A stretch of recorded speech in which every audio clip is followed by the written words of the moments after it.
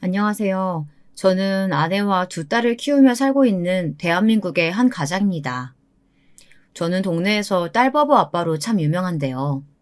그런 저에겐 피는 섞이지 않았지만 제 딸이자 여동생과 다름없는 사람이 한 명 더 있습니다. 바로 저의 처제입니다. 제가 오늘 이렇게 사연을 보내는 이유는 제가 결혼 초부터 친여동생처럼 챙겨온 막내 처제가 최근 시댁으로부터 참 험한 꼴을 당했기 때문입니다. 막내 처제와 저의 관계부터 설명을 드려야겠습니다. 막내 처제와 저의 관계부터 설명을 드려야겠네요. 막내 처제는 아내와도 12살 차이가 나는 막둥이로 처음 봤을 당시 저보다는 16살이나 어린 초등학생이었죠. 아내는 세 자매 중 장녀로 바로 아래 동생은 아내와 3살 터울이 있었고요. 그래서였을까요? 처음 아내의 집에 인사를 갔을 때부터 큰 처제는 좀 어렵고 왠지 아내보다도 더 극진히 모셔야 할 것 같은 그런 느낌이 들더라고요. 우리 언니 대접을 잘 해주나 안 해주나 깐깐하게 저를 뜯어보며 평가하는 것 같은 기분이 들었다고나 할까요? 저에게 예의를 갖춰서 대해주지만 사이는 영 어색했는데요. 막내 처제는 좀 달랐어요. 조그만 게 그냥 가만히 앉아만 있어도 어찌나 귀엽던지. 처가에 가면 어린 게 사부작사부작 혼자 뭘 열심히 하고 있더라고요. 혼자 그림 그리기도 하고 숙제도 하고요. 그럼 제가 처제를 막 부르죠. 급한 일이 있는 것처럼요. 처제, 이리 와봐. 그러면 막내 처제가 하던 일을 냅다 팽개치고 쪼르르 달려와서 묻습니다. 형부 왜요? 그러면 씩 웃으면서 말을 하는 겁니다. 형부 밥 좀 차려줘. 그러면 아주 야단이 납니다. 언니한테 달려가서 형부가 나 불러서 밥 차려달라고 놀렸어 라며 징징징. 장모님한테 가서 형부가 자꾸 약 올려서 못 살겠어. 엄마 혼내줘 하며 또 징징. 그게 또 무척 귀여운 거죠. 제가 여동생이 없어 봐서 그 재미를 몰랐는데 어린 여동생 놀려먹는 재미가 이런 거구나 싶더라니까요. 밥을 먹을 때에도 저는 처제가 좋아하는 햄 반찬만 골라 쏙 뺏어 먹고 TV에 처제가 좋아하는 연예인 가수가 나오면 못생겼다고 놀려먹곤 했습니다. 그러면 처제는 발끈해서 왕왕거리는 게 여동생처럼 참 귀여웠죠. 그렇게 아웅다웅 하다 보니 제법 한 가족처럼 친해지더라고요. 처제가 먼저 저에게 어리광을 부르는 일도 많아졌습니다. 사실 저희 장인어른이 막내 처제가 태어나고 얼마 안 되어 돌아가셨거든요. 아빠한테 부리고 싶었던 어리광을 저에게 부리는가 싶기도 해서 귀엽게 받아주기도 하면서 한편으로는 짠한 마음이 들기도 했습니다.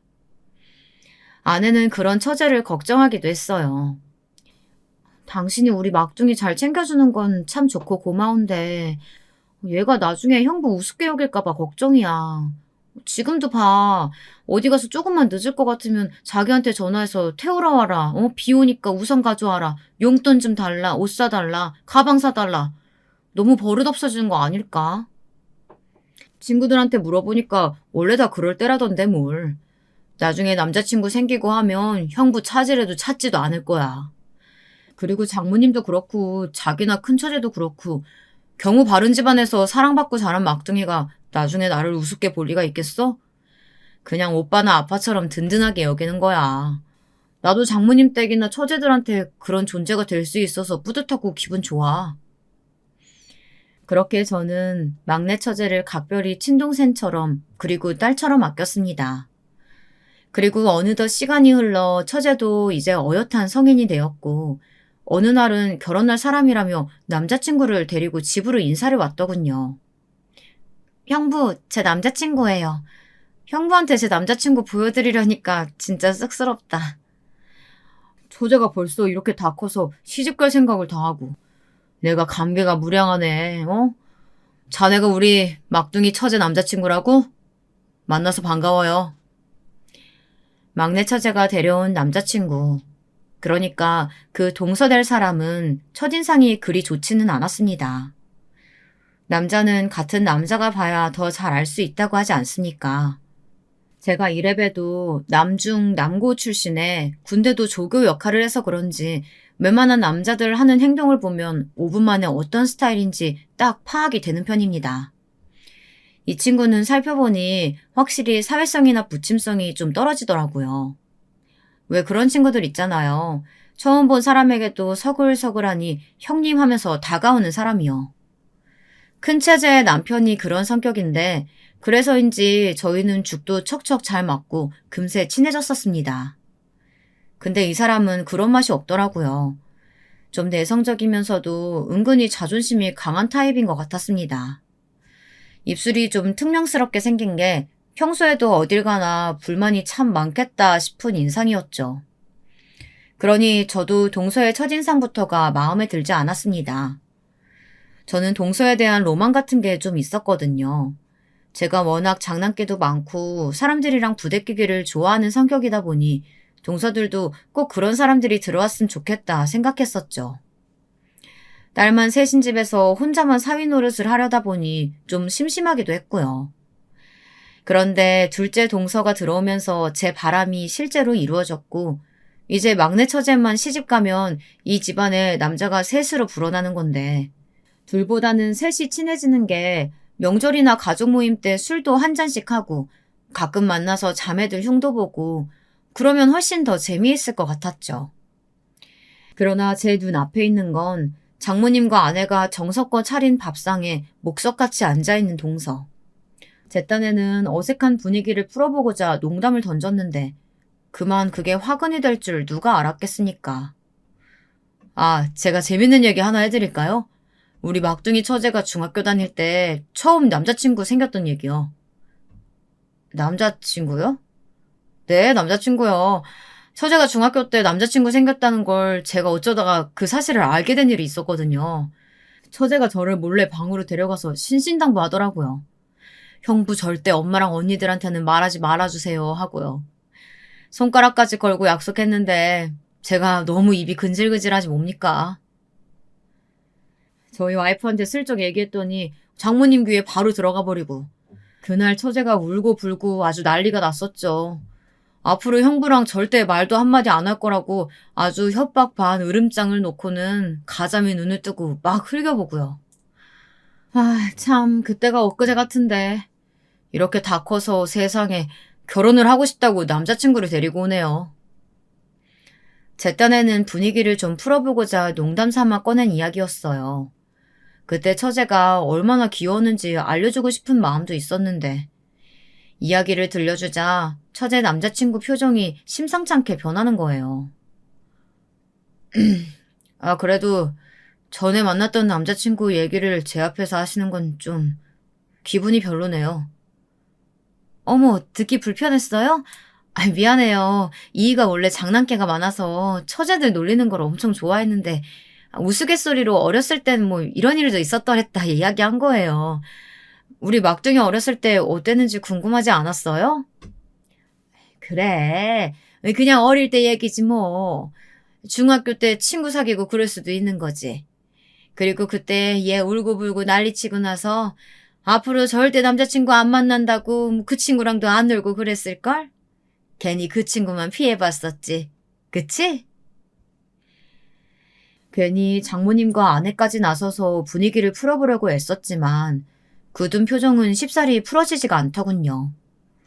처제도 은근히 눈치를 보는 것 같았습니다. 그렇게 가시방석에 앉은 듯이 막내 처제의 남편감 소개받는 자리는 끝이 났습니다.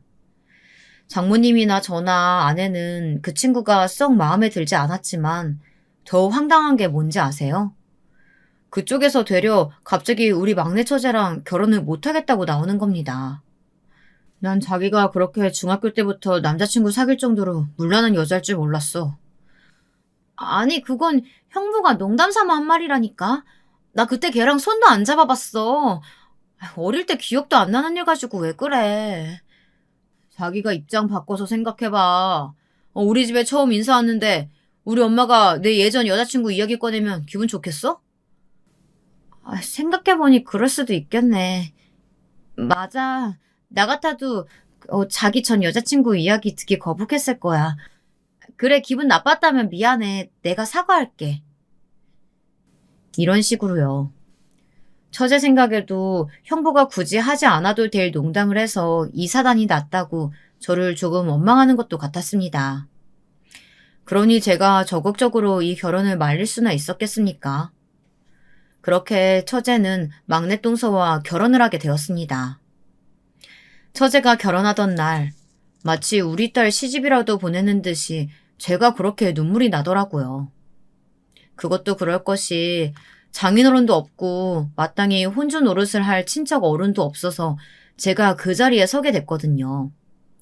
딸 시집 보내는 마음이 이런 거겠구나 하는 마음이 들어서 더더욱 그랬던 것 같습니다. 정신없이 손님들을 맞이하다가 처제의 손을 잡고 식장 앞에서 입장을 기다리는데 갑자기 긴장이 되면서 식은땀이 쫙 흐르는 것이 태어나서 처음 느껴보는 기분이 들었습니다. 약간 소름도 돋고요. 지금 생각하면 하늘에 계신 장인어른이 이 모든 사단을 눈치채고 마지막으로 처제의 결혼을 뜯어말려 보려고 하늘에서 내려오셨던 것을 제가 느꼈던 것일지도 모르죠. 하여튼 그렇게 신부 입장이 시작되었고 막내 동서에게 처제의 손을 넘겨주는데 갑자기 왈칵 눈물이 쏟아지는 거예요.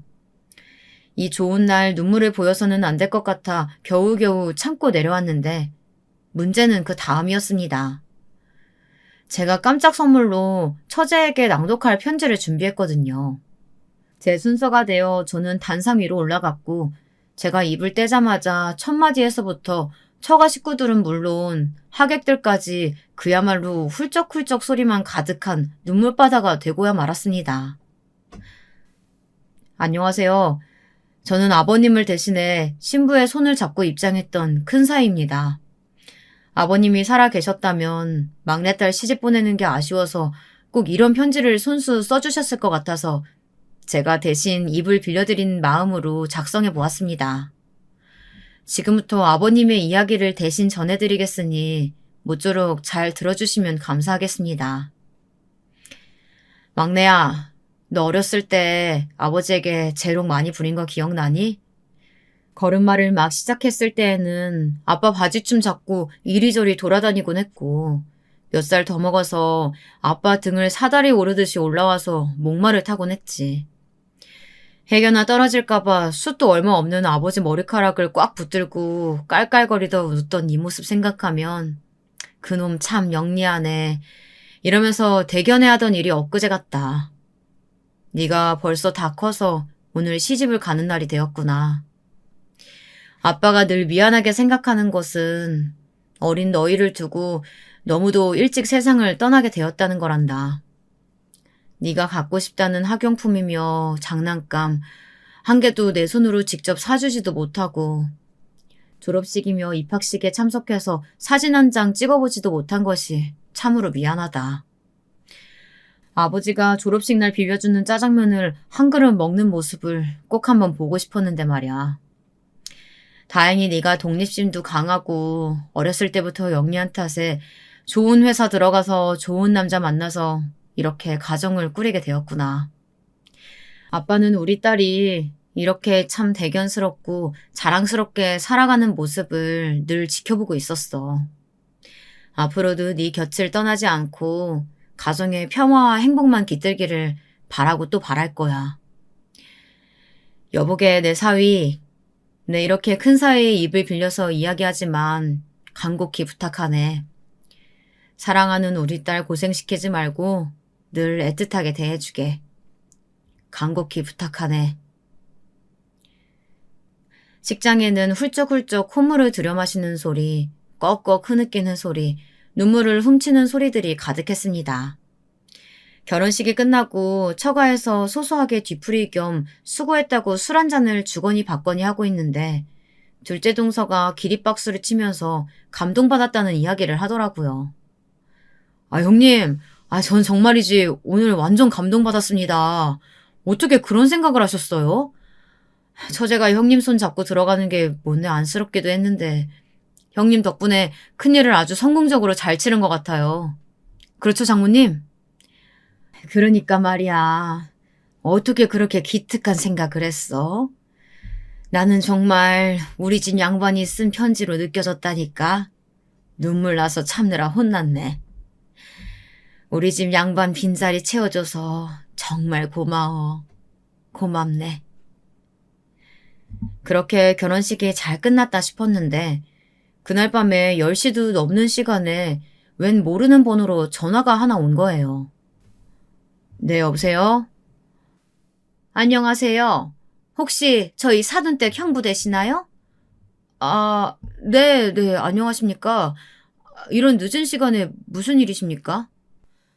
네, 하도 기가 차서 잠이 안 와서 아들한테 사돈댁 전화번호 물어봐서 이렇게 실내 무릅쓰고 전화 걸었습니다. 네? 아니, 기가 막히시다뇨? 이 시간에 사돈댁 무서운지 모르고 다짜고짜 전화를 걸어온 것도 참 기가 막힐 노릇인데 목소리가 잔뜩 성이 난 것이 뭔가 단단히 따지려고 전화를 한 모양이더라고요. 대체 동서는 뭐 하는 사람인지 아무리 제 엄마가 화가 났다지만 이 시간에 전화번호를 물어본다고 그걸 또 가르쳐 준답니까? 저도 은근히 부하가 치밀어 오르기 시작했지만 간신히 참고 통화를 이어갔습니다. 아니, 낄 때 못 낄 때 구분을 좀 하셔야지. 내가 우리 애 그 집에 인사드리러 갔을 때부터 그렇게 괜히 얘기 꺼내가지고 애들 싸움 부추긴 것도 익히 들어서 알고 있어요. 근데 오늘은 좀 도가 지나친 거 아니에요? 명색이 집안 잔치인 결혼식인데 어디 있지도 않은 아버님 편지를 읽겠다고 나서서는 분위기를 그렇게 초상집 마냥 우중충하게 망쳐놓는 거예요. 아, 그건 제가 보니까 다른 결혼식들 가봐도 신부 아버지가 신부에게 편지 읽어주시는 분들이 많길래 저희 처제도 제가 어렸을 때부터 아버지처럼 키운 거나 다름없어서 대신에 좋은 덕담 좀 건네려고 준비한 거였습니다. 아, 그게 그렇게 불편하셨습니까? 네, 불편하죠. 그러니까 이렇게 전화를 드렸지 않겠습니까? 저는 막말로 걔가 아니 이제 우리 며느리니까 며느리라고 합시다. 며느리가 식장에 형부 손잡고 들어간다는 것도 아주 못마땅했던 사람이에요. 형부가 남이면 남이지 피가 섞인 가족은 아니지 않습니까? 거기다가 뭐 아버지 없다고 어디 광고판에 내거는 것도 아니고 뭘 그렇게 야단스럽게 유난을 떨어가지고 남의 결혼식을 다 망쳐놓느냔 말이에요. 이미 결혼식은 다 끝났으니 뭐 어쩔 수 없다고 쳐도 앞으로 형부분께서는 가족들 일에 너무 나서지 않는 것이 좋겠네요. 제가 어이가 없고 말문이 막혀서 입을 떡 벌리고 아무 말도 못하고 있자 아내가 전화기를 뺏어 들었습니다. 안녕하세요. 저는 제 동생 큰언니 되는 사람입니다. 옆에서 듣자 하니 형부와 처제가 피가 안 섞였다는 이유로 저희 남편한테 이 한밤중에 전화해서 무례를 범하시는 것 같은데요. 그럼 피가 섞인 언니인 제가 대신 대답해드리죠. 듣다 보니 사돈 어른께서는 아까 결혼식 있었던 일이 불쾌하실 수도 있다는 생각이 들기도 하네요. 하지만 아무리 그렇다고 해도 말이 좀 너무 심하시네요. 이 사람 말 맞다나 저희가 아버지 일찍 여의고 가족끼리 의지하고 지낸 세월이 길어서 그런 거니까 좀 너그러이 이해해 주시면 안 되는 것이었을까요? 보니까 이 집 사람들 다 보통 성격이 아니네. 우리 아들도 며느리한테 기 한번 못 펴고 살까봐 내 갑자기 걱정이 되네요. 일단 나는 내 할 말 다 했으니 끊을게요. 앞으로 남편 단속 잘하시고 동생 교육도 똑똑히 시키실 바래요. 야, 사돈댁이야말로 성격이 보통이 아니시네. 우리 처지한테도 이렇게 막 함부로 대하면 어쩌지? 그러게나 말이야. 아직 신혼집 공사 덜 끝나서 잠깐 시댁에서 지내야 한다는 것 같던데. 아, 참 걱정이네. 내 따로 전화해서 조심하라고 단단히 일러둬야겠어. 아내는 처제가 신혼여행에서 돌아오자마자 곧장 전화를 걸었습니다. 속상해할까봐 자초지종을 전부 말하진 않았지만 그래도 사돈댁이 보통 기가 센 것이 아니니 조심하는 것이 좋겠다는 당부를 전했죠. 예, 잠깐이지만 시댁살이 힘들지? 시어머니가 잘해줘? 잘 대해주셔. 나는 주방에 얼씬도 못하게 하시고. 그래? 그런 면이 또 있으시구나? 그래, 잘해주신다니까 다행이다. 너도 시어머니한테 좋은 마음으로 보답하고 예의 바르게 대하고 시집살이 하다 보면 가끔 억울한 일 생길 수도 있어.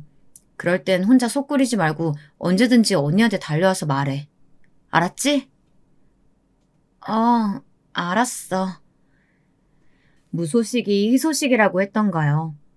그렇게 시댁에서 신혼살림을 시작한 처제는 통 먼저 연락을 해오는 일이 없었습니다. 궁금해서 전화를 해봐도 길게 통화하기가 어려웠고 장모님 생신이며 어버이날이며 이 핑계 저 핑계 대며 들리지 않는 날이 많아졌습니다. 근데 그게 알고 보면 처제가 시댁에서 부엌에 얼씬도 못하게 한다던 시어머니 이야기는 혹시나 장모님이나 내가 걱정할까봐 대충 들려댄 말이었더라고요. 처제는 거짓말을 잘하는 성격도 아니라서 들통날까봐 전화를 피하곤 했던 것이었어요. 그러다가 하루는 처제 생일날이 되어 제가 막내 동서에게 직접 연락을 해 으름장을 놨습니다. 잘 지내나? 자네나 처제나 왜 이렇게 통 연락들이 없어? 장모님이 많이 섭섭해하셔. 그래도 막둥이 생일상은 꼭 차려주고 싶어 하시는 것 같으니까 이번 처제 생일 땐 꼭 처가 들러서 저녁이나 먹자고. 이번에도 핑계 대고 안 오면 나 진짜 자네 집에 쳐들어갈 거야? 네, 알겠습니다. 그렇게 결혼 1년 만에 얼굴을 보게 된 처제는 무척 야위어 있었습니다. 얼굴에 생기도 하나도 없고요. 장모님도 처제가 집에 들어가자마자 어찌나 걱정을 하시던지요. 어머, 너 얼굴이 왜 이래? 피죽도 못 얻어먹은 사람처럼. 어디 아프니? 엄마, 사실 나 임신했어. 벌써 5개월이래.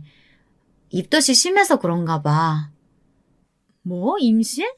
아니, 그런 경사가 있으면 당장 엄마나 언니한테 전화를 해야지. 왜 여태껏 말을 안 했어? 어머님이나 이이나 임신 초기에는 어떻게 될지 모르니까 좀 안정되면 알리자고 해서. 이렇게 얘기하잖아. 축하나 해주세요. 엄마, 내가 좋아하는 음식 많이 차려놨어? 케이크는 어딨어? 큰 걸로 사다 놨지? 애써 웃으면서 말을 돌리더라고요. 게다가 임신 사실을 알리는 처제의 말이 어딘가 석연치가 않았습니다. 설상 처제의 말이 맞는다고 하더라도 3개월쯤에는 임신 소식을 알려와도 됐을 텐데 5개월이나 지났는데도 깜깜 무소식이었다는 게 솔직히 이해가 되질 않았어요. 그래도 오랜만에 이렇게 모였으니 좋은 기분으로 밥이나 한 끼 맛있게 먹었으면 좋겠다는 생각에 화제를 돌렸습니다. 야, 우리 막내 처제 생일 축하하려고 모였는데 축하할 일이 또 하나 생겼으니 기분 너무 좋네. 축하해. 축하해, 동서. 아, 네. 감사합니다. 그나저나 5개월이면 이제 슬슬 이것저것 준비 시작해야겠네. 첫아이라 준비할 거 많을 거야. 애기 방도 꾸며야지.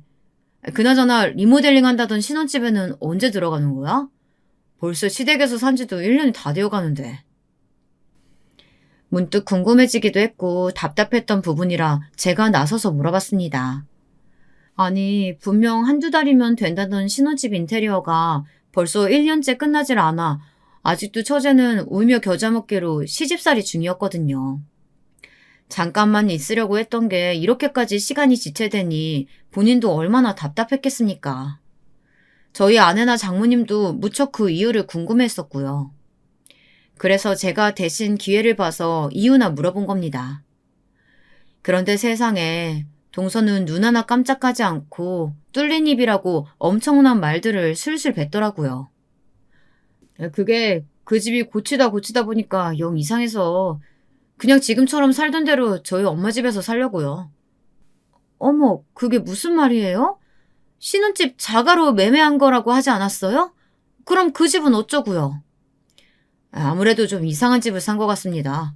집에 하자도 많고 터도 안 좋은 것 같고 저희 엄마도 그 집 때문에 화가 단단히 나셨어요. 이렇게 어차피 같이 살게 될 걸 괜히 신혼집 따로 장문해서 살림 시작한다고 고집 피워서 급하게 매매하느라고 이상한 집 계약했다고요. 집에 사람이 잘 들어와야 모든 일이 순조롭게 잘 되는 법인데 이건 뒤로 넘어져도 코가 깨지는 것도 아니고 이상하게 이 사람이랑 결혼하고 나서 꼬이는 일이 많다고. 저희 엄마도 여간 속상해 하시는 게 아니에요. 뻔뻔한 동서의 말에 저희는 모두 경악을 한 채 듣고 있을 수밖에 없었습니다.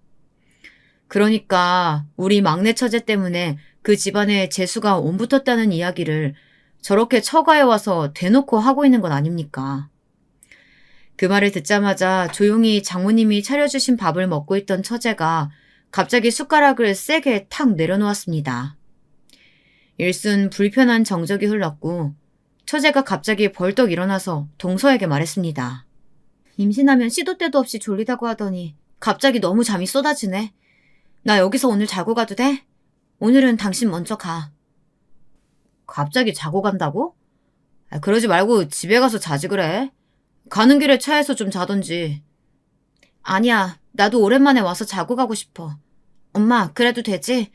언니도 오늘은 집에 가지 마. 여기서 나랑 엄마랑 같이 자자. 형부, 그래도 되죠?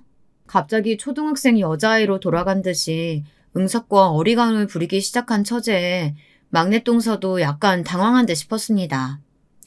썩 내켜하는 것 같지는 않았지만 그렇게 막내 동서는 처제를 두고 먼저 집을 나섰죠. 저 그럼 먼저 가보겠습니다. 내일 일찍 와, 알았지? 그럼 다음에 뵙겠습니다. 막내 동서가 현관문을 닫고 사라지자 그제야 다리에 힘이 탁 풀린 듯이 처제가 그 자리에 주저앉았습니다. 놀란 장모님과 아내 그리고 제가 다가서자 처제는 갑자기 엉엉 울며 오열하듯이 충격적인 이야기를 하기 시작했습니다.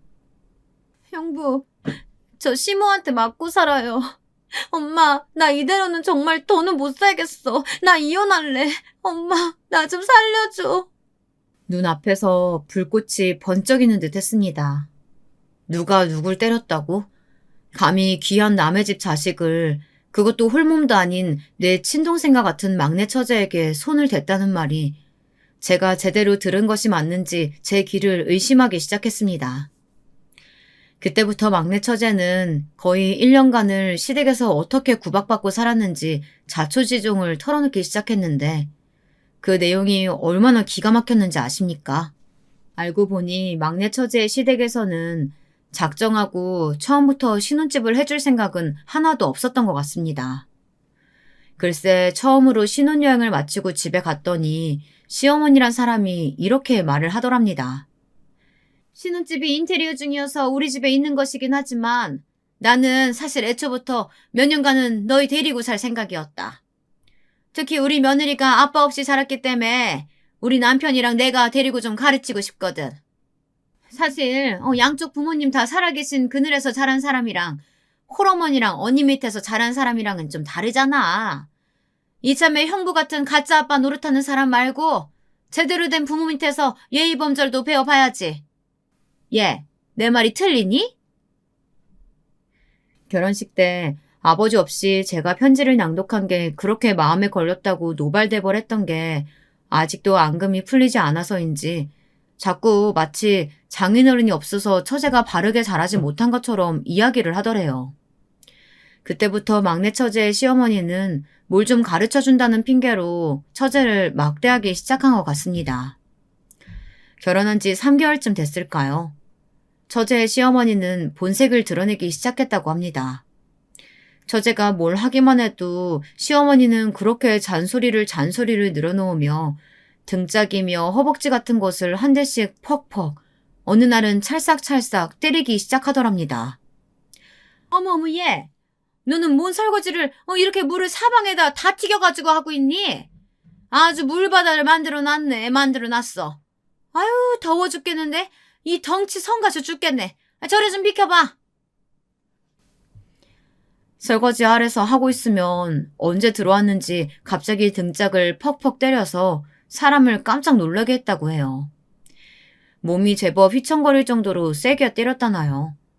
손도 맵기를 얼마나 매운지 한번 철썩 맞으면 눈물이 핑 돌았다고 합니다. 과일을 깎으라고 시켜놓고 영 마음에 안 든다며 과일칼을 뺏어가며 허벅지를 몇 대 찰싹찰싹 때리기도 하고 외출하려고 현관문에 앉아 신발을 신고 있으면 뒤에 서 있다가 얼른 나가라고 발로 처제를 차버린 적도 있다네요. 그대로 앞으로 꼬꾸라져서 큰일이 나는 줄 알고 놀란 적이 한두 번이 아니라나요. 아무리 그래도 우리 처제도 다 큰 어른인데 바보같이 맞고만 있었겠습니까? 참다 못한 처제가 한 번은 따진 적도 있다고 했습니다. 어머니, 그렇게 자꾸 때리시면 저 너무 아파요. 살짝 때리시는 것도 아니고 방금도 제 몸이 이렇게 밀려나기까지 했잖아요. 아니, 그러니까 네가 행동을 똑바로 하면 내가 너를 때릴 일이 있어, 없어? 지금도 봐라. 너는 네 남편 밥 다 먹었는데도 더 퍼다 줄까 묻지도 않고 네 방만 푹푹 퍼먹고 있으니 내가 답답해서 손이 먼저 나가는 걸 어쩌니? 이런 식으로 모든 것이 막내 처제의 잘못 때문인 것으로 몰아가기까지 하니 제대로 된 항변도 할 수 있을 리가 없었다고 합니다. 게다가 동서도 순전히 지 엄마 편이었다고 했습니다. 어머님이 자꾸 나를 때리시는데 나 정말 어쩔 땐 기분이 상하기도 하고 어쩔 땐 맞은 데가 너무 아파서 몸까지 든 적도 있다니까. 엄마가 너를 친자식처럼 오죽 편하게 생각하시면 그러겠어. 나도 어렸을 때부터 많이 얻어맞고 컸어. 지금도 가만히 봐봐. 나도 너만큼 엄마한테 맞을걸? 그리고 나는 장모님이 그렇게 한 대씩 때리신다고 해도 기분 안 나쁠 것 같은데. 너는 왜 그렇게 매사에 불만이 많냐? 너는 우리 집에 시집 와서 대체 우리 집안 사람으로서 적응하고 지내볼 생각은 없는 거야? 시댁살이 하면서 남편도 의지가 안 되니 처제가 얼마나 힘들고 외로웠겠습니까? 자기도 은근히 독이 올라서 한 번은 시어머니 앞에서 남편을 때려버린 적도 있었다고 합니다.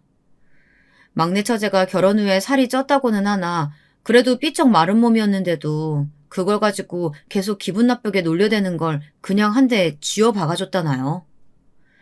그날도 막내 처제는 주말에도 시어머니가 산더미처럼 시킨 집안일을 하느라 부산스럽게 움직이고 있었는데 남편이라는 작자가 도와주지는 못할 망정 소파에 벌렁 드러누워 처제가 돌아다닐 때마다 발걸음 소리에 맞춰서 쿵쾅 소리를 내기 시작했다고 했습니다. 야, 그거 아냐? 너 요새 살이 하도 쪄가지고 걸어다닐 때마다 바닥에서 쿵쾅 소리 난다? 이거 뭐 돼지도 아니고 멧돼지가 다 됐어. 막내 처제가 화가 난 나머지 들고 있던 먼지털이로 동서의 머리를 한 대 딱 때려버린 겁니다. 야, 너 미쳤어? 왜 때려 사람을? 그것도 사람 머리를. 편한 사이여서 그런다 왜? 너도 내가 편한 부부 사이라서 살이 쪘네 바닥이 쿵쾅거리나 하면서 싫다는데도 계속 놀려대고 그러는 거 아니야. 어머님도 마찬가지잖아.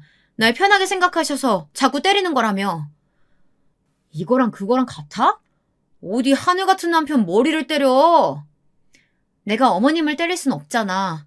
네가 아들이니까 대신 맞아. 나도 이렇게 시집와서 맨날 종처럼 집안일만 하고 당신한테 무시나 당하고 맨날 때리기만 하고 억울해서 못 살겠어. 막내 처제와 동서가 다투는 소리를 듣고선 득달같이 달려온 시어머니가 가만히 있었겠습니까? 아주 달려들어서 처제의 등짝을 퍽퍽 때리는데 그만 눈물이 나더랍니다. 엉엉 우는 처제에게 동서가 한 기막힌 말이 뭔 줄 아세요? 난 네가 이렇게 드세고 버릇없는 애인 줄 몰랐다. 너한텐 정말 없던 정도 떨어진다. 앞으로 각방 쓸 테니까 그런 줄 알아. 이렇게 말하고는 진짜로 둘이 같이 쓰던 방에서 제 베개와 이불만 쏙 가지고 건너방으로 가버렸다고 합니다. 그 다음에요.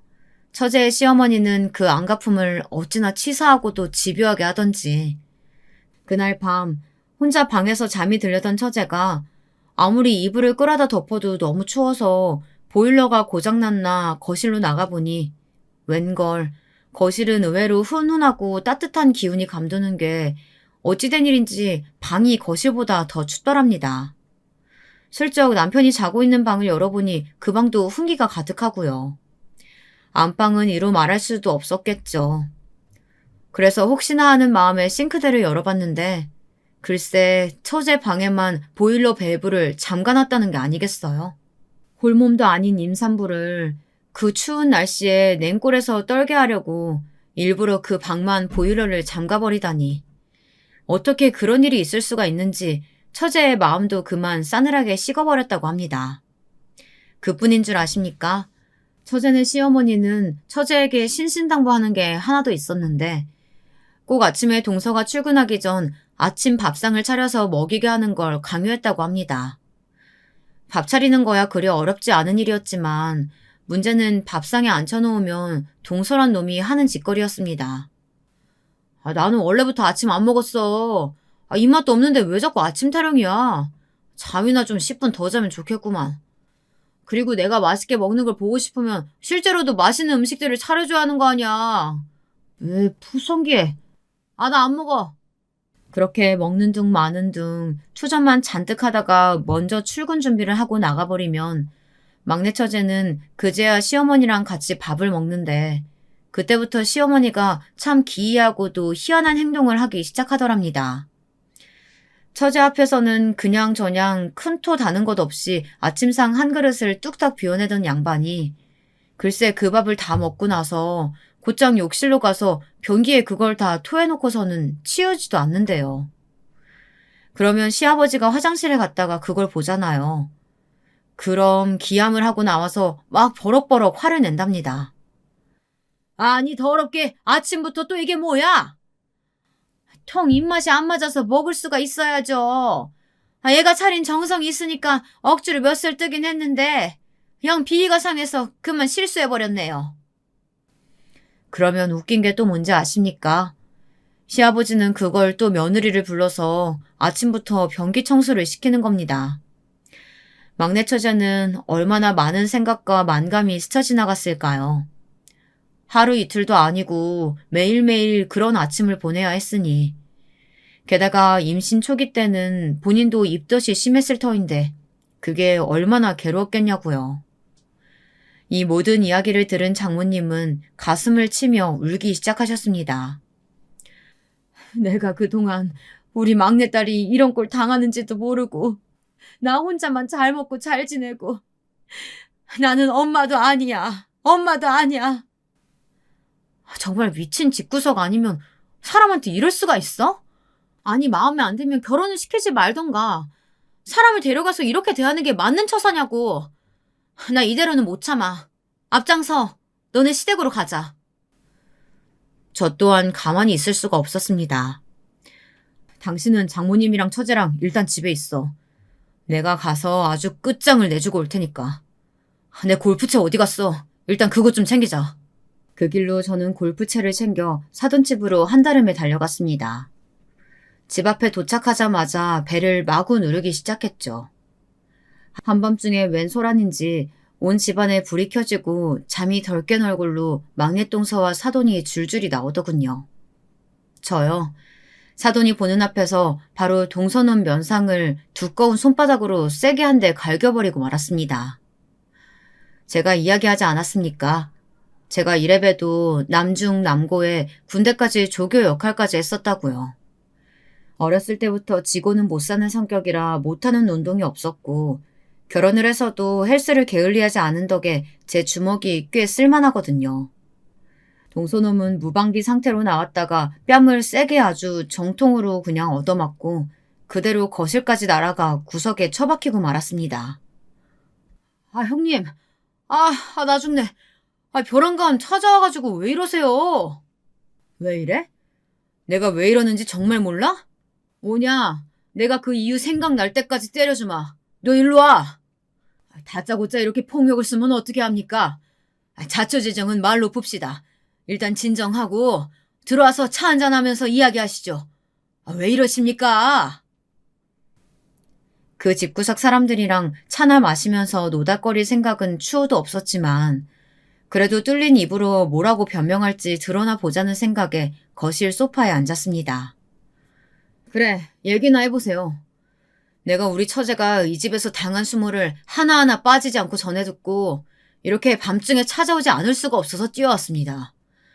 우리 처제가 이 집 시어머니에게 그렇게 손찌검을 당했다던데 맞습니까?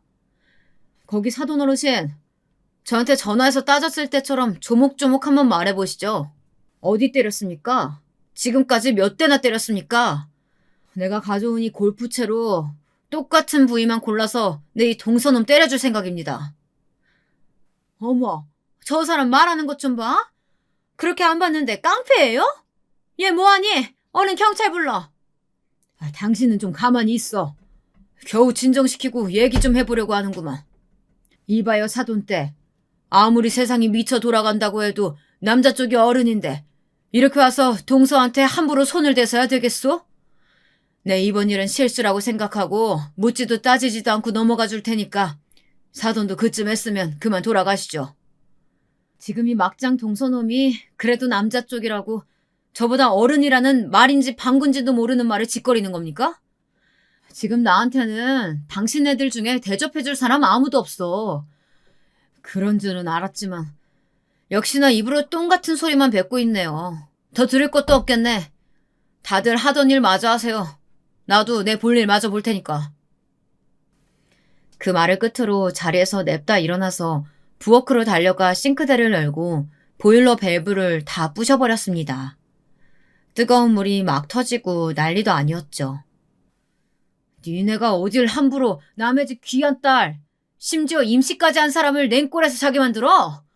애 떨어지라고 고사 지내는 거야? 그래놓고 뭐? 애기가 잘못될 수도 있으니 친정에는 임신 사실을 못 알리게 해? 니네가 그러고도 사람이야?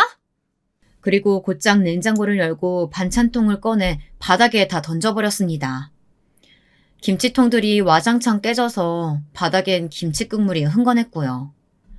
각종 나물이며 냄비며 잡히는 대로 다 던져버렸습니다.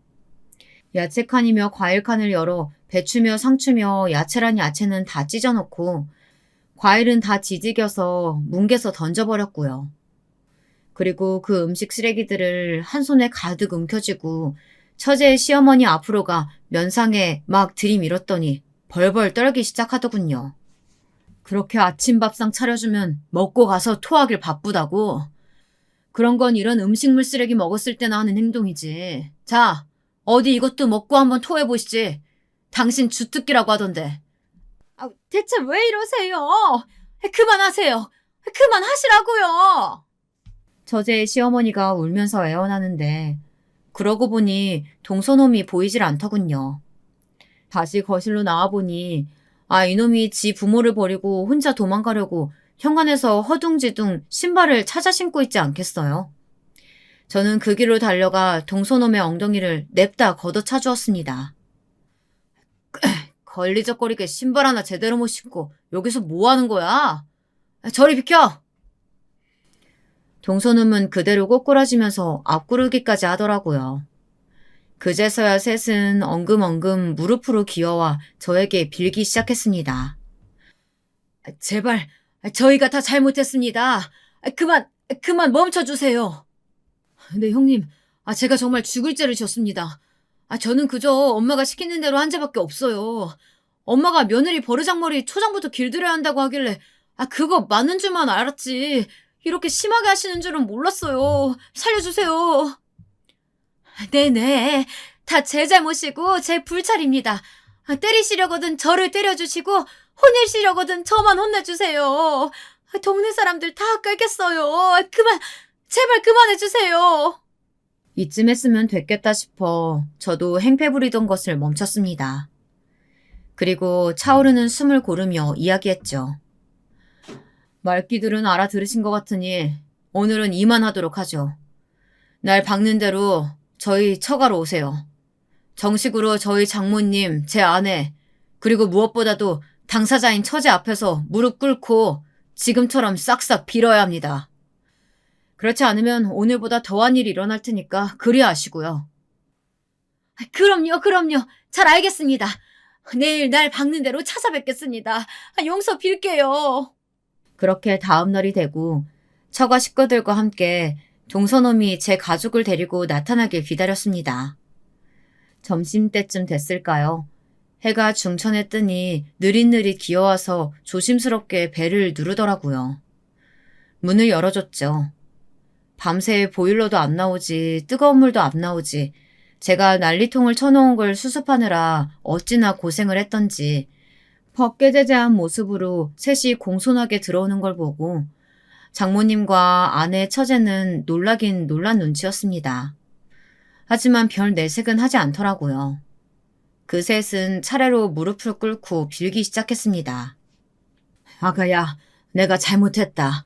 너가 그렇게 당하는 걸 보고도 모른 척했던 내가 제일 잘못이 크다. 미안하다. 그동안 못난 시어른들 만나서 고생 많았지?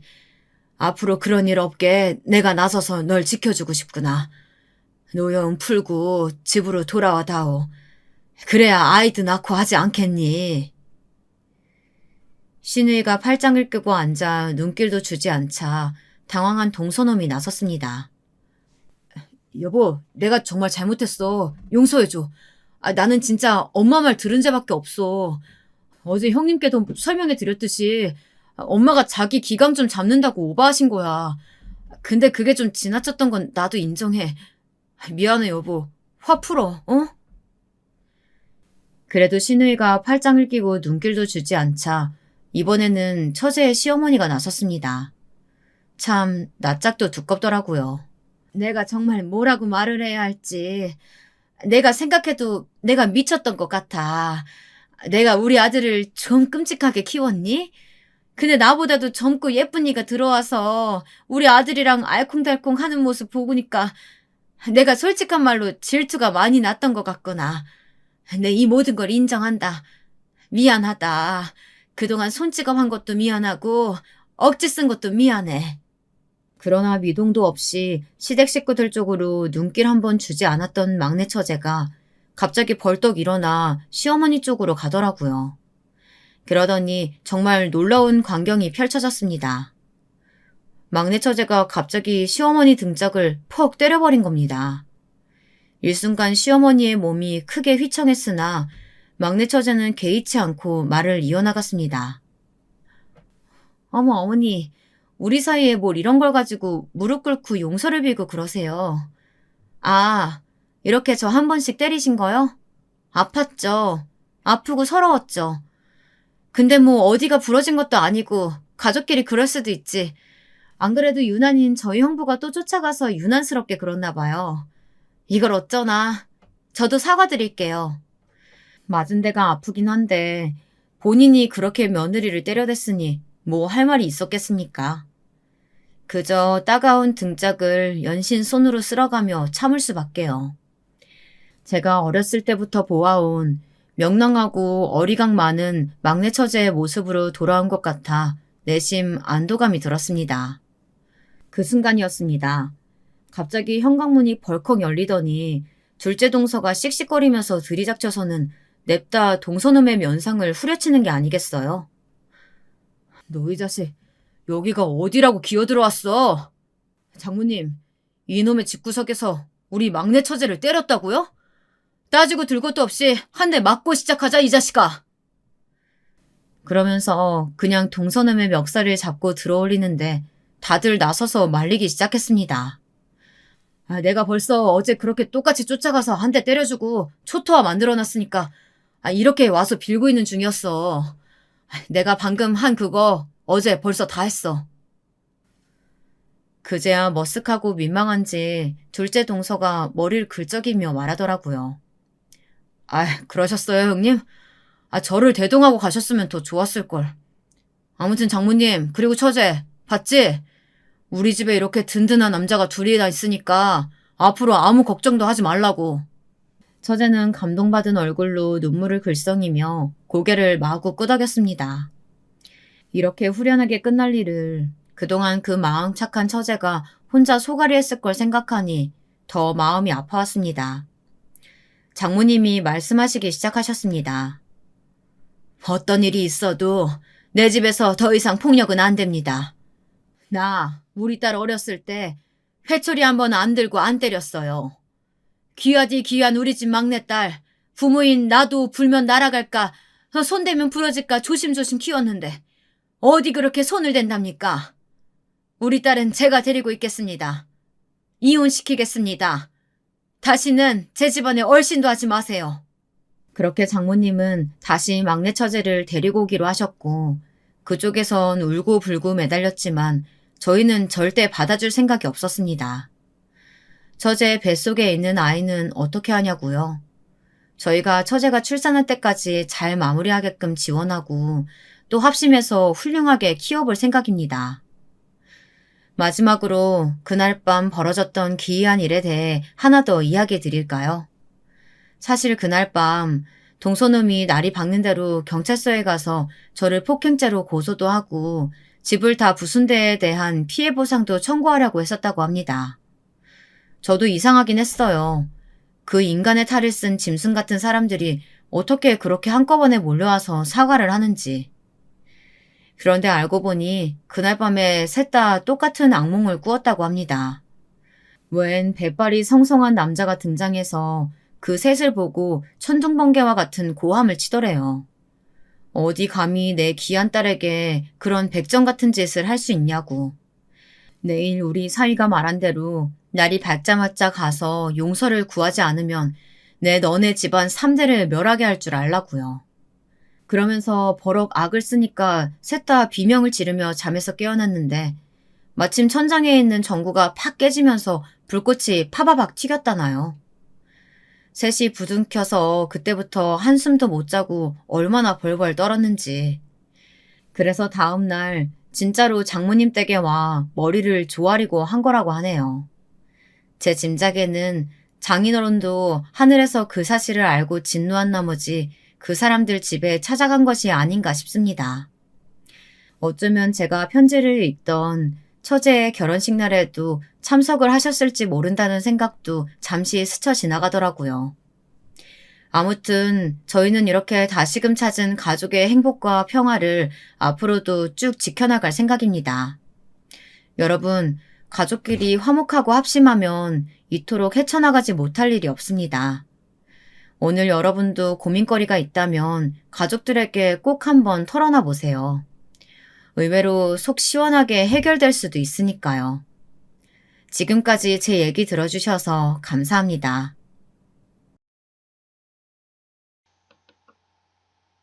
안녕하십니까? 저는 현재 경기도에 거주하고 있는 66세 남성입니다. 글이라는 건 읽을수록 깊어지고 쓸수록 늘기 마련입니다만 저는 사회와 멀리 떨어진 산에서 혼자 지내다 보니 읽을 일도 쓸 일도 없었기에 많이 형편없어진 상태네요. 그럼에도 불구하고 이렇게 오랜만에 몇 자 적어봅니다. 대단한 이야기가 아니라서 애꿎은 시간만 잡아먹을 수도 있으니 미리 양해의 말씀 올리고요. 환갑이 넘어서 지난 날을 돌이켜보니 제 인생이 가련하게 느껴지는 순간들이 있었습니다. 저는 늘 포기해야 하는 사람이었거든요. 선택한 일을 끝까지 책임지고 싶어 했지만 이상하게도 매번 상황에 쫓기고 사람에 밀려나서 결국 타이반 자의반으로 포기한 일이 한두 가지가 아니었죠. 이번에 그 일들에 대해 털어놓아 보려고 합니다. 어떻게 보면 이 글이 제 처음이자 마지막 고해가 되겠네요. 저는 시골 작은 마을에서 태어났습니다. 소를 키우는 아버지 밑에서 일을 배우고 자연을 벗삼아 놀며 나름대로 10대 시절을 행복하게 보낸 기억이 아직 남아있어요. 그런데 행복은 옆에 있으면 못 알아차리는 것처럼 그 당시엔 어린 마음에 화려한 도시로 떠나고 싶어 했죠. 이상하게도 그땐 시골의 고요함보다 도시의 소음이 좋았어요. 귀가 아릴 정도의 정신없는 곳이라면 나도 세련된 사람들 틈에서 자연스럽게 섞일 수 있을 거라 생각했던 걸지도 모르고요. 그래서 전 20살이 되자마자 시골의 안정적인 삶을 포기한 채 바로 서울로 올라왔습니다. 부모님이 가지 말라며 그렇게 말렸었는데 뒤도 돌아보지 않고 뛰쳐나온 게 여지껏 마음에 걸려요. 그 뒤로 10번 남짓도 찾아뵙지 못한 사이 두 분 다 돌아가셨거든요. 서울 올라가던 그날만이라도 못난 아들 걱정하지 말라며 그 까칠한 손을 꼭 잡아드릴 걸 하는 후회만 남았네요. 학교도 나오지 않고 시골에서 갓 올라온 제가 할 수 있는 일은 몇 없었습니다. 공장을 전전하며 무리한 탓에 몸이 너무 상해버려서 취직한 곳마다 금방 그만두기 십상이었어요. 체질과 체형이 바뀌는 건 정말 순간이더군요. 원체 건강하신 부모님 사이에서 태어나 시골에서 자랐으니 몸 하나는 튼튼하다고 자부했는데 서울로 올라와서는 어쩐지 점점 파리해져가고 앙상해지는 느낌이었죠. 밥을 잘 챙겨 먹어도 늘 허기가 지고 까맣던 피부는 점점 창백해지고요. 이러다 약해진 몸을 이끌고 다시 고향으로 내려가게 되는 건 아닐지 걱정이 되기 시작할 무렵이었어요. 일터에서 알게 된 한 대리님이 저를 따로 불러내더니 이제 그만 정착해야 할 때가 아니냐며 다른 회사의 사무직을 소개시켜 주었습니다. 아마도 제가 일하던 모습을 좋게 봐주셨던 것 같아요. 그러니 마다할 이유가 없었죠. 제 몸으로는 이번 공장에서도 얼마 못 가 그만둬야 했을 거란 걸 아니까요. 비록 공장이란 장소는 똑같았지만 그래도 실무를 하는 것보다 책상 앞에 앉아서 일하는 게 비교도 안 될 정도로 편하더라고요. 자리값인지 뭔지 사실 처음에는 무시나 멸시적인 행동을 받기도 했어요. 어디서 온지도 모를 갓 성인 된 시골 촌뜨기가 비싼 책상 자리를 떡하니 차지했으니 고깝게 보였을 수도 있죠. 그래서 밥 먹을 때도 일부러 저를 피하고 말을 걸어도 대답조차 해주지 않을 때가 많았습니다. 이런 게 텃세구나 싶었죠. 그런 모습에 더욱 오기도 생기고 일수완이 없는 저를 뽑아준 곳이기에 실망시키고 싶지 않기도 해서 저는 더 악착같이 정말 열심히 일했습니다. 모르는 부분이 있으면 주변 사람들 하나하나 찾아가면서 묻고 배우고 익히기를 반복했죠. 무시하면 답해줄 때까지 계속 매달리면서요. 그 당시 회사 내 제 별명이 악발이었으니 이해가 되시겠죠? 이런 노력이 통했는지 저는 그 뒤로도 제자리를 지킬 수 있었고 직급도 없이 시작했지만 어느새 진급까지 하게 되었습니다. 공장도 점점 더 확장해갔고 업계에서 입지가 굳어지면서 모든 게 안정적으로 바뀌는 듯 보였죠. 직장 생활을 하면서 어느 정도 돈을 모은 후에 학교를 가려고 했습니다. 고등학교는 부모님 덕분에 무사히 졸업할 수 있었지만 그것보다 대학을 나와야 사회에서 인정을 받을 수 있더라고요. 그 시절도 다를 바 없던 거예요. 대학교만 나오면 자연스럽게 사무직으로 이어지고 지금보다 덜 노력해도 더 인정받으며 지금보다 더 높은 직급으로 승진할 수 있다고 다들 그러더라고요. 그래서 나도 뭐 안 될 거 없지. 나도 대학을 가보자 라는 생각으로 열심히 돈을 모았고 거진 목표하던 만큼 모았을 때 오랜만에 부모님을 찾아가 말씀을 드렸습니다. 학교를 가고 싶다고. 그런데 아버지가 갑자기 노발대발 화를 내시는 겁니다. 그렇게 말려도 기어코 도시에 가서 직장을 얻더니 뭐? 이제 와서 학교를 다녀? 돈은 여기서도 충분히 모을 수 있었다. 서울까지 가서 직급까지 달았으면 그걸로 운이 좋구나 하고 열심히 일할 것이지 다시 학생이 되겠다는 게 가당키나 해. 난 반대다. 안 되는 줄로 알고 이만 포기해. 대학교를 가겠다는 일념하에 몇 년을 버텼는데 이렇게 한순간에 좌절되니 너무나 절망스러웠습니다. 그렇지만 이번만큼은 부모님의 고집을 꺾을 수 없었어요. 부모님은 제가 언젠간 돌아갈 곳으로 남아 있었는데 저를 안 보겠다고 하시니 어쩔 수 없겠더라고요. 처음 고향을 떠나올 때만 해도 이 정도까진 아니었거든요.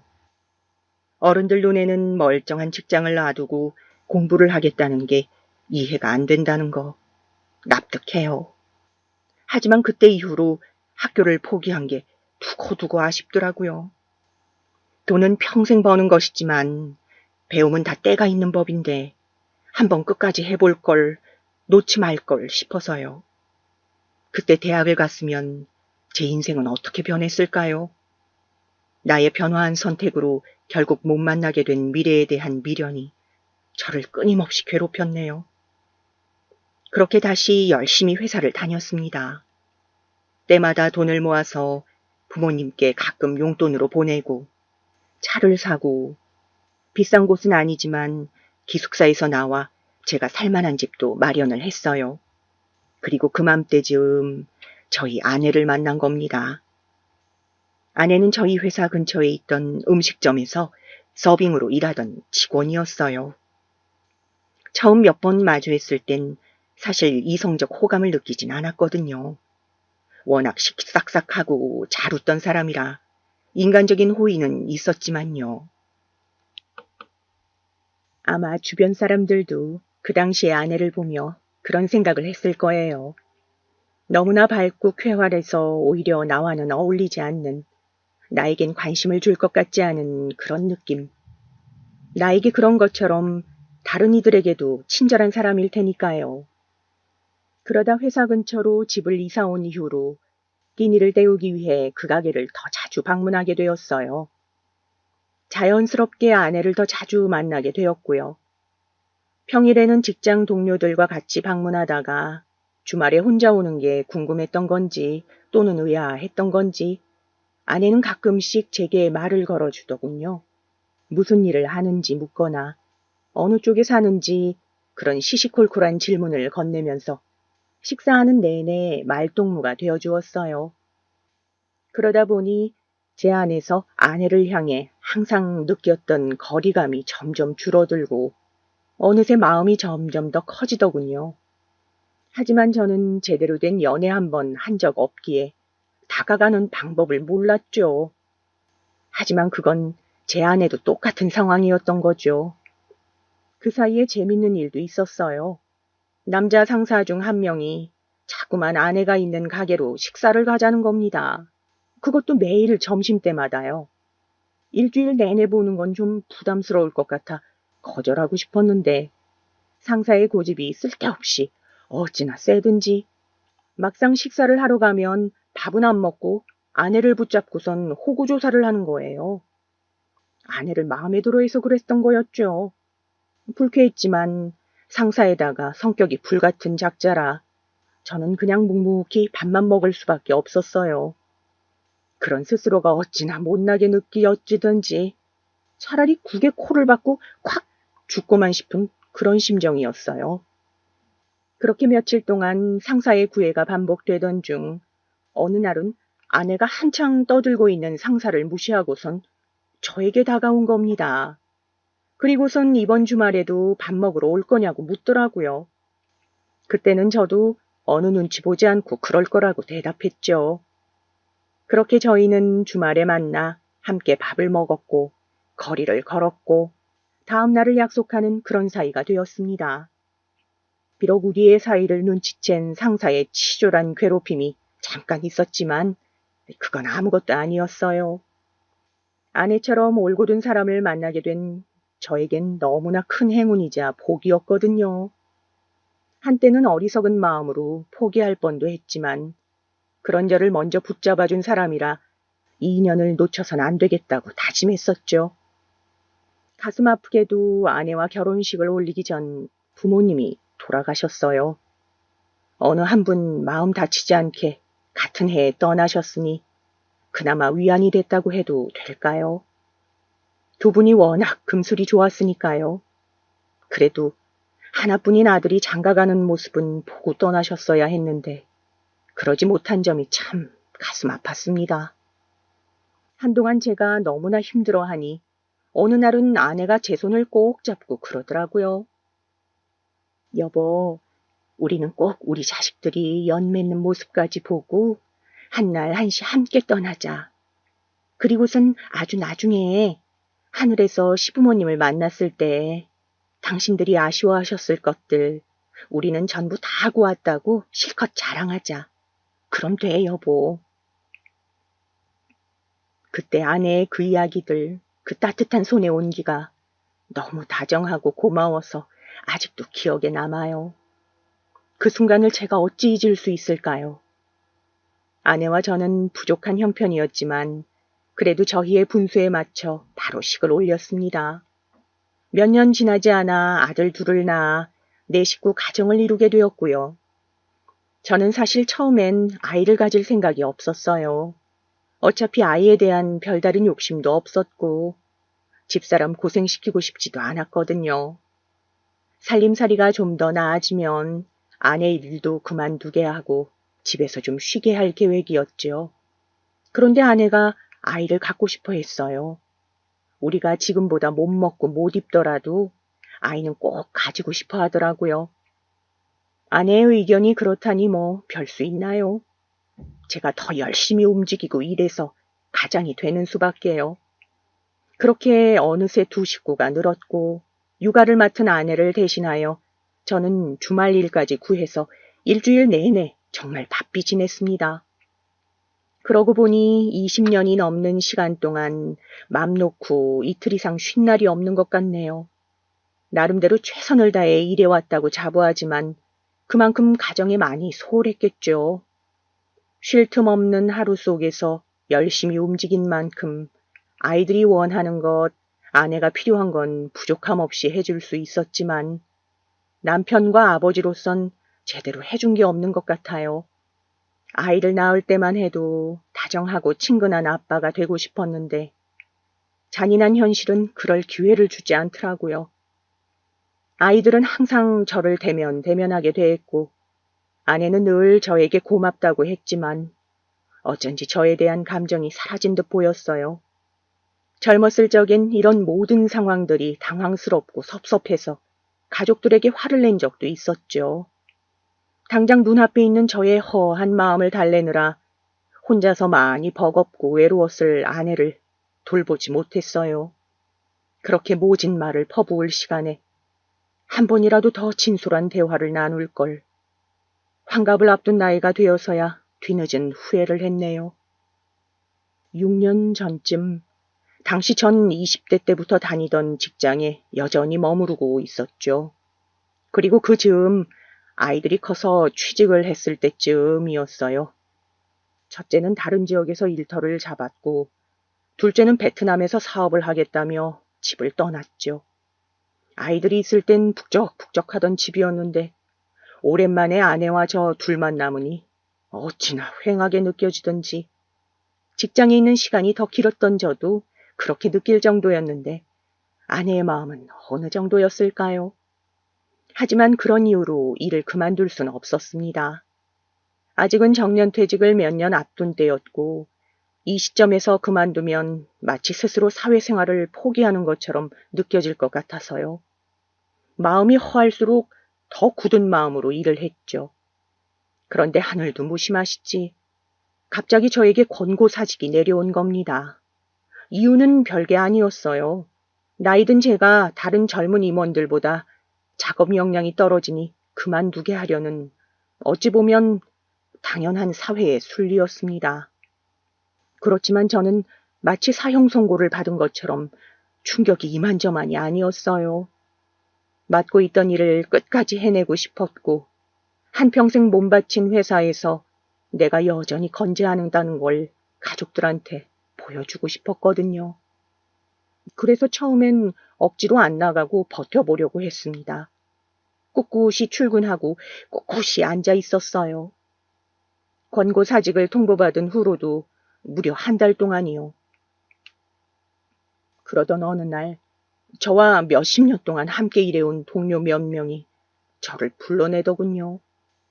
그러고선 저더러 하는 말이 자네 이제는 포기하는 게 어때? 그나마 이곳에서 가장 오래 다닌 임원이니 회사도 이 정도로 예의 차려서 봐주고 있는 걸 거야. 그렇게 버티고 우겨봤자 아무도 봐주지 않는다는 거 알고 있지 않나. 이렇게 시간 끌면 오히려 불명예스럽게 퇴사당할 뿐이라고.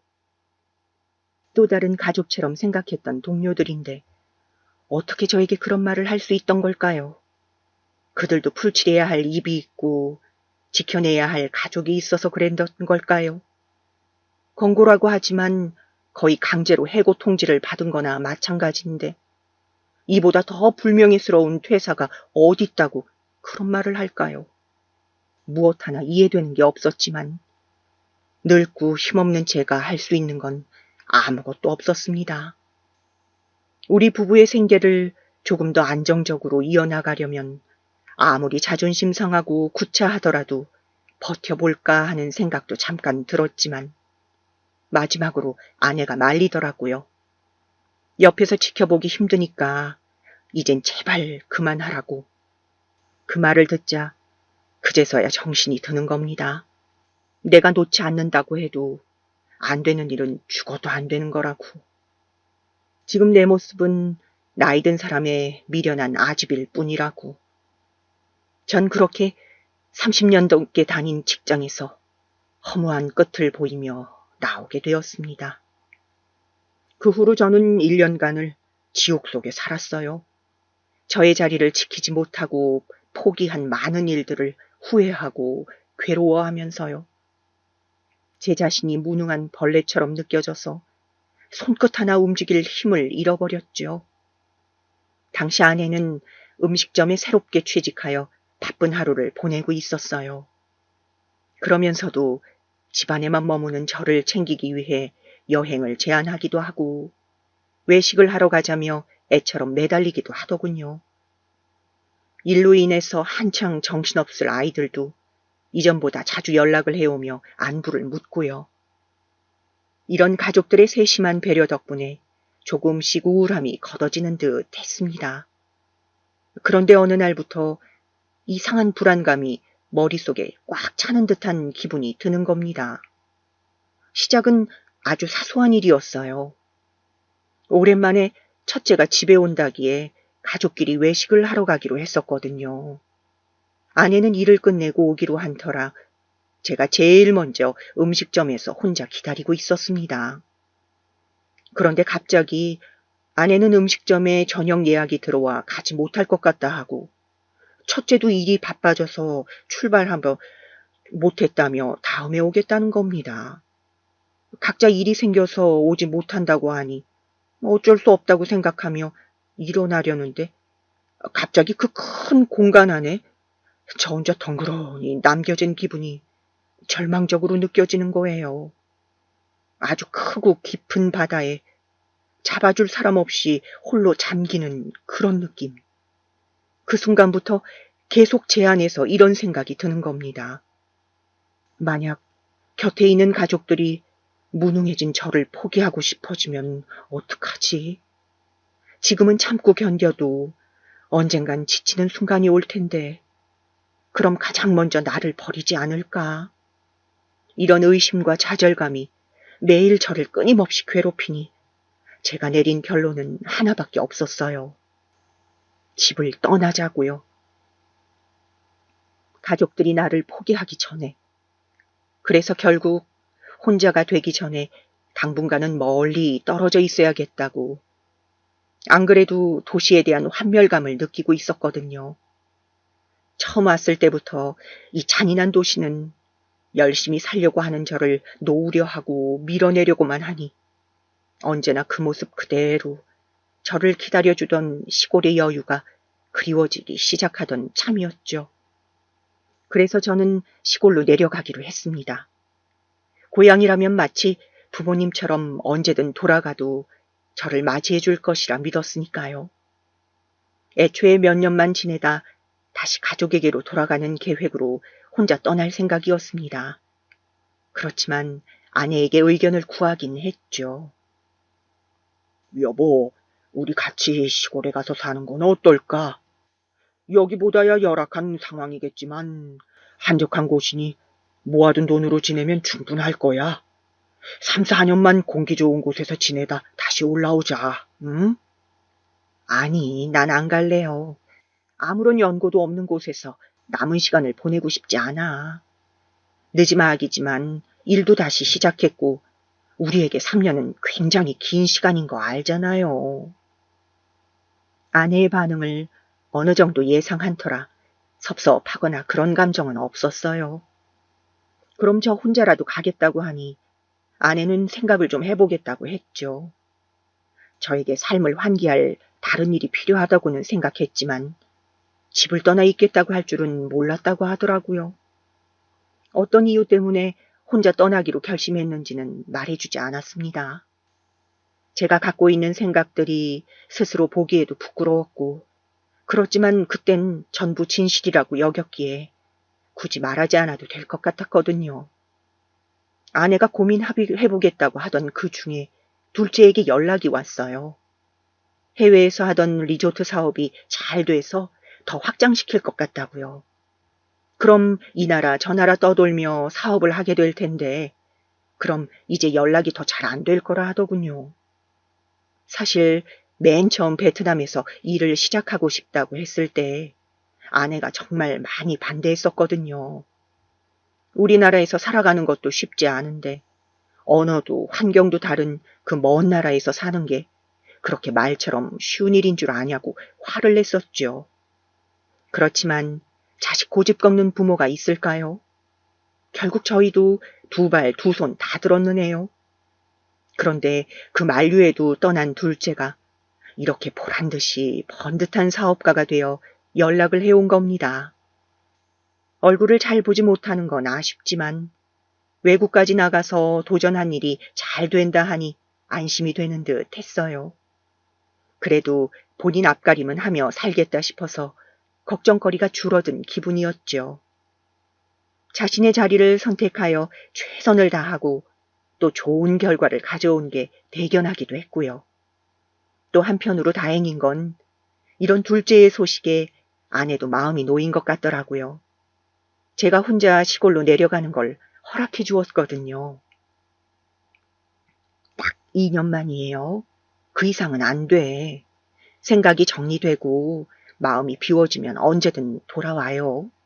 난 이 자리에서 계속 기다릴 테니까. 아무리 힘들고 괴로워도 함께 있어야 하는 게 가족이잖아요. 아내에게 연거푸 고마움을 전하고선 저는 곧장 시골로 내려왔어요. 원하는 대로 되었으니 기쁠 만도 아닌데 그땐 왜 그리 쫓기듯 내려온 건지 아마도 현실을 회피하려는 마음으로 결정한 선택이었으니 처음부터 행복할 수 없는 길이어서 그런 거겠죠. 홀로 지낼 아내가 걱정되었지만 그때만 해도 몇 계절만 보낸 후에 곧 올라갈 거니까 괜찮을 거라고 스스로와 타협했습니다. 걱정, 불안, 미안함을 갖고서 고향에 가고 싶진 않았으니까요.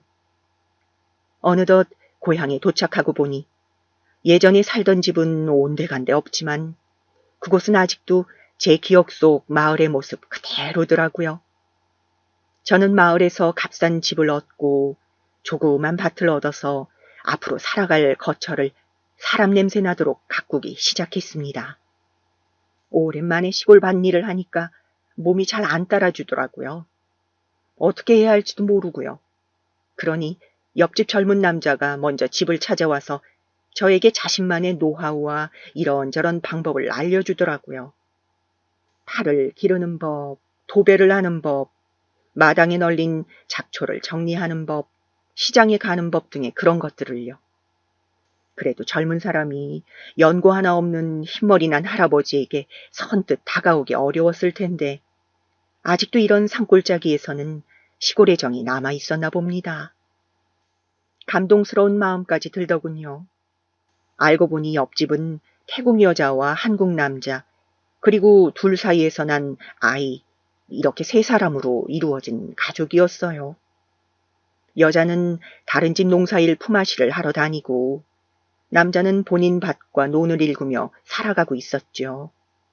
정말로 부지런하고 친절한 사람들이었어요. 저는 처음으로 생긴 이웃에게 종종 제가 사온 음식들을 나눠주면서 감사함을 베풀고 연을 이어갔습니다. 운 좋게도 시골에 왔을 때부터 사람의 따스한 온기를 느껴서 그런지 생각보다 산속 생활은 그리 어렵지 않았어요. 밭일은 적당히 고되고 자연 한가운데 놓인 삶은 적당히 한가로웠으며 제 마음도 적당히 풍족해졌어요. 비록 생활 여건이 열악하여 고생스럽긴 했지만 도시에서는 매일 일과 시간에 쫓고 쫓기던 일상이었는데 여기선 뭐든지 저의 선택과 결정으로 하루가 꾸려지니 이제야 정말로 내가 내 삶의 주인이라는 게 느껴지더라고요. 이따금씩 아내에게 전화해서 안부를 묻고요. 그때까지는 모든 게 만족스러웠습니다. 어느새 시간은 부지런히 흘러 2년이 훌쩍 지난 3년째 되는 해였어요. 아내와 약속한 시간이 지났지만 도시로 올라가고 싶은 마음이 들지 않았어요. 이곳의 삶에 적응하기도 했고 올라가서 내가 무슨 일을 할 수 있을까? 여기엔 내가 믿고 의지하는 것들이 많이 생겼는데 도시로 가면 다시 혼자가 되는 게 아닐까 하는 두려움이 들어서요. 아내도 여전히 잘 지낸 듯 했고요. 하지만 3년 차가 되고 그동안 제가 한 번도 집을 찾아가지 않자 아내는 점점 제 연락을 받지 않기 시작했어요. 아주 간혹 오던 아이들의 문자도 끊겼고요. 전적으로 전부 다 저의 잘못이에요. 이런저런 핑계로 미루고 미루다 보니 늦어진 거였는데 그게 3년이나 지난 줄은 몰랐네요. 시골에 있어서 시간 개념이 둔화해진 거라고 또 스스로를 타협했지만 이 모두가 비겁하고 치졸한 변명인 걸 알고 있습니다. 천벌을 받아도 마땅하죠. 모르겠습니다. 그때는 뭐가 그리 겁이 났는지요. 나이가 들수록 저는 더욱더 겁쟁이가 되어가고 현실을 외면하고 싶어 했어요. 그러다 가을이 됐을 무렵 이대로는 안 되겠다 싶어서 이번엔 꼭 아내를 찾아가야겠다고 계획한 때였어요. 늦게 와서 미안하다 사과하고 조만간 시골에서의 삶을 청산하고서 집으로 가겠다고 약속할 심산이었죠. 그렇게 일정을 짜둔 후 서울에 가기 전에 미리 땔감을 준비해두자 싶어서 사내가 나무를 하고 내려오던 길이었습니다. 4m 정도 되는 절벽을 앞두고 있었는데 산 밑으로 내려가려면 쭉 돌아가야 하는 길이었기에 절벽을 타고 내려갈 요량이었어요. 산속 생활을 하면서 체력을 많이 길렀다고 여겨서 제 나이를 까먹고 무모한 오만한 생각을 한 겁니다. 절벽을 짚고서 내려오다가 바로 떨어져 다리가 부러진 거예요. 핸드폰은 거의 사용하지 않아가지고 오지도 않았으니 119도 못 불렀네요. 오직 지나가던 사람이 오기만을 기다리며 그렇게 반나절을 꼼짝없이 절벽 아래 기대어 있었습니다. 극심한 고통이 찾아왔지만 할 수 있는 게 없었어요. 한 발자국만 움직여도 튀어나온 뼈가 덜컹거렸거든요. 다행히 옆집 가족들이 저를 발견하여 병원으로 갈 수 있었습니다. 다리가 부러져 출혈이 심한 터라 바로 수술을 했죠. 그런데 너무 늦게 치료를 받은 탓에 저는 수술 후에도 다리를 절게 되었어요. 누가 봐도 거동이 불편한 장애를 가지게 된 겁니다. 혼자 시골에 가겠다고 우겨놓고 다리까지 못 쓰게 됐으니 아내를 볼 낯이 더욱더 없어졌어요. 스스로가 너무나 한심해 자책도 했지만 변하는 건 아무것도 없었어요. 그 뒤로는 어떻게 살아간지 기억이 잘 안 나요. 눈을 뜨면 일어나고 눈을 감으면 자고 먹을 게 떨어지면 옆집에 돈을 주면서 사와달라 부탁하고 그런 식이었죠. 부탁하는 일이 잦을 때면 염치가 없으니 밥을 굶는 것도 허다했고요. 매일 밤 저린 다리를 주무르면서 내일이 오지 않기를 바랐지만 질긴 목숨은 끊어질 줄 몰랐죠.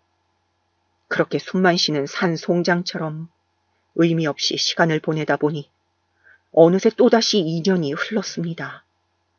어느 겨울날 수도가 얼어붙어서 잠시 산 밑으로 내려간 때였어요.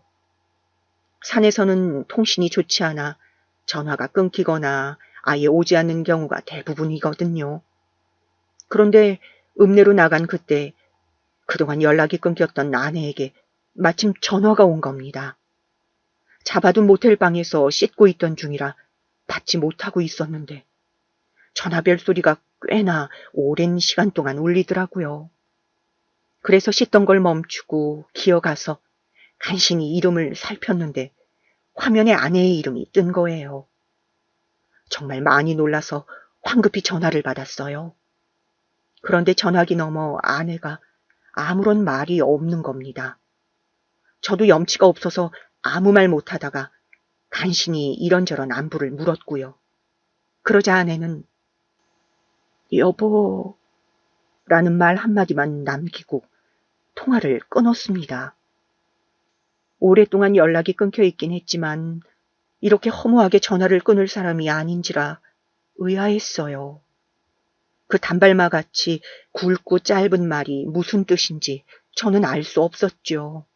하지만 왠지 무언가 걷잡을 수 없는 불길한 느낌이 들어서 아내를 찾아가야겠다고 생각했습니다. 다른 거 다 생각하지 말고 일단 산 아래로 내려가자고요. 고작 그 말 한마디로 그렇게 쉽게 결심이 됐는데 여태껏 그동안은 왜 실패했는지는 모르겠어요. 하지만 당장은 혼자 내려갈 수 있는 몸 상태가 아니었기에 옆집 남자의 도움이 필요했습니다. 그런데 하필 옆집 남자가 요 며칠간 먼 지역에 있는 남의 집 일을 다니면서 도통 짬을 내지 못하더라고요. 게다가 하필이면 핸드폰도 추위를 이기지 못하고 망가져서 이젠 정말 혼자 움직일 방법이 없었어요. 어쩔 수 없이 꼬박 일주일이 넘는 시간을 기다릴 수밖에 없었죠. 그렇게 2주 정도의 시간이 지나고 저는 옆집 사람들의 부축과 도움을 통해서 간신히 서울로 올라가는 기차를 탈 수 있었습니다. 아내의 전화 이후로 꽤나 시간이 흘렀지만 늦은지도 몰랐어요. 5년을 미뤄온 일인데 2주 정도 미뤄진 것쯤은 티도 안 날 테니까요. 올라가는 기차에서 참 많이 떨리고 두렵고 초조했어요. 5년 만에 만난 아내와 무슨 이야기를 나눠야 할지, 아내는 어떻게 변했을지, 아이들은 잘 지내고 있었을지, 다리를 저는 내 모습을 보면 아내가 뭐라고 할지, 이런 것들이 궁금하기도 하고요. 혹여나 잊어버릴까봐 따로 만들어둔 옛집의 주소와 현관 비밀번호가 적힌 종이를 들고서 집을 향해 걸어갔습니다. 아내가 아직도 그 집 그대로 살고 있을 거란 확신은 있었어요. 기다리겠다고 약속했었으니까요. 약속을 어긴 저와는 다르게 아내는 꼭 지켰을 거라고 굳게 믿고 있었죠. 그렇게 오랜만에 만난 옛날 집 앞에서 잠시 숨을 고른 후 집 호수를 찾아 올라갔어요. 떨리는 마음으로 배를 누르니 아무도 나오지 않는 겁니다. 아무래도 아내는 일을 나간 것 같아서 근처에서 혼자 식사나 하고 올까 싶어서 다시 내려가려던 참이었어요. 복도를 청소 중이던 어떤 사람이 저를 수상한 눈빛으로 쳐다보며 무슨 일이냐고 묻더라고요. 처음 본 얼굴인데 이 빌라 집주인이라고 하더군요. 제가 떠난 사이 집주인이 바뀐 듯하여 저도 자초지종을 설명했습니다. 안녕하세요. 다른 게 아니고 저는 이 집에 살던 사람인데 오랜만에 돌아온 길이었습니다. 아내가 집을 비운 듯하여 다시 나가보려던 참이었고요. 그럼 네? 그럼 이 집 식구예요? 아이고, 소식도 못 들으셨나? 여기에 살던 아주머니 그 2주 전에 죽었어요. 며칠 전에 발견돼서 지금 집 청소 중이고요. 고독사로 떠나서 돌봐줄 가족이 없나 했는데 이렇게 바깥 양반이 계신 줄은 몰랐네. 순간 저는 그 자리에 주저앉고 말았습니다. 아내가 세상을 떠났다니, 그걸 이제야 알았다니, 왜 저에게 연락이 없었냐고 되물으니 집주인이 답하길 아내 연락망을 통해서 가족들에게 다 전화해봤는데 첫째 자식만 간신히 연락이 닿아서 며칠 전 급히 장례를 치렀다네요. 집주인은 격앙된 목소리로 본인과 당신 아들이 저에게 몇 번이나 연락을 했는데 왜 안 받았냐고 물었습니다. 저는 망가진 핸드폰을 보며 아무 말도 하지 못했어요. 핸드폰이 마침 고장난 것도 혼자 내려갈 수 없던 상황도 그 어떤 이유든 저는 탓할 수 있는 자격은 없었습니다. 그저 우리의 인생이 참 기구해 헛웃음만 나왔죠. 아내의 사인은 뇌혈관 질환으로 인한 거였어요. 최근 몸이 안 좋아져서 몇 달 전 일을 그만두고 집에서 쉬던 중이었답니다. 발병 직후 일찍 병원으로 옮겨졌으면 살 수도 있었다는데 아내는 병으로부터 그리고 가족으로부터 혼자 너무나 오래 방치되고 있던 거였어요. 찾아간 날 마침 집을 청소 중에 추가로 발견된 아내의 물품을 받게 되었습니다. 가계부, 빗, 모자 등등 하나같이 낡고 해진 오래돼 보였어요. 산속에 살던 제 모습과 별반 다르지 않은 볼품없는 그런 물건들. 하지만 그게 5년 만에 만난 아내의 흔적이자 아내가 남긴 전부기에 저는 물건을 끌어안고 하염없이 눈물만 흘렸습니다. 그때 아내의 전화를 받고 바로 집으로 찾아갔어야 했는데 여보라는 말 한마디가 얼마나 어렵고 힘들었을까. 그 생각만 하면 정말이지 미칠 것만 같았어요. 그제서야 저는 또 뒤늦게 알게 된 겁니다. 버림받고 싶지 않다. 나를 포기할까봐 겁이 난다. 어쩐다. 위선자처럼 떠들어댔지만 사실은 제가 아내를 포기한 거였어요. 저는 여태 늘 그래왔듯 또 포기해버린 겁니다.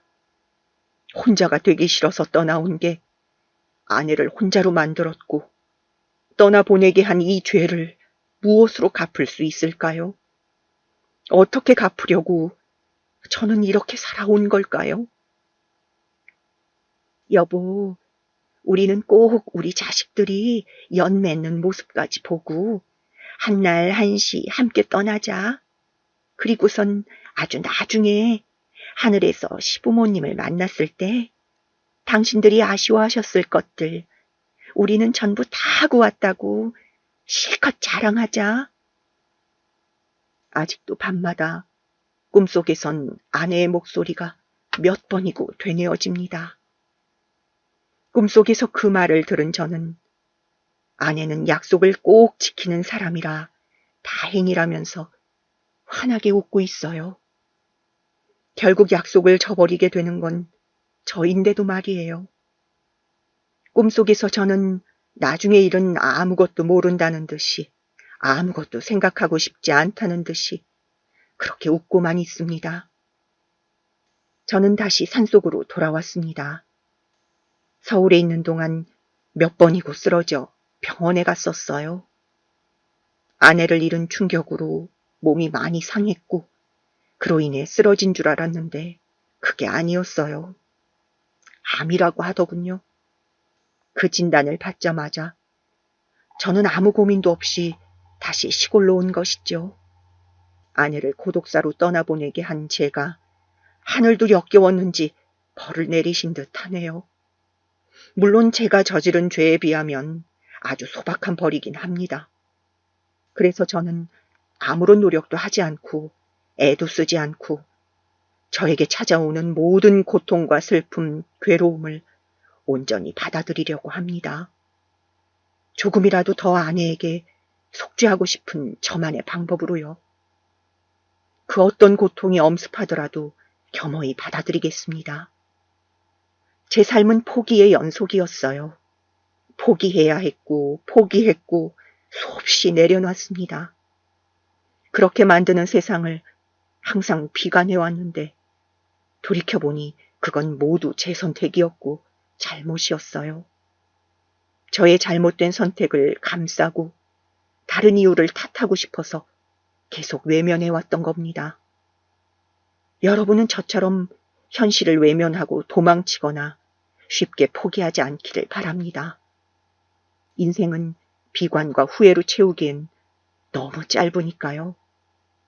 그리고 곁에 있는 이들에게 최선을 다해 잘해주세요. 상대가 나를 놓을까봐 겁먹지 말고 어떤 눈치도 보지 말고 스스로가 만족할 만큼 행복할 만큼 잘해주세요. 이렇게 털어놓고 나니 마음이 많이 가벼워졌네요. 감사합니다. 덕분에 오늘 밤은 편히 잠들 수 있을 것 같네요.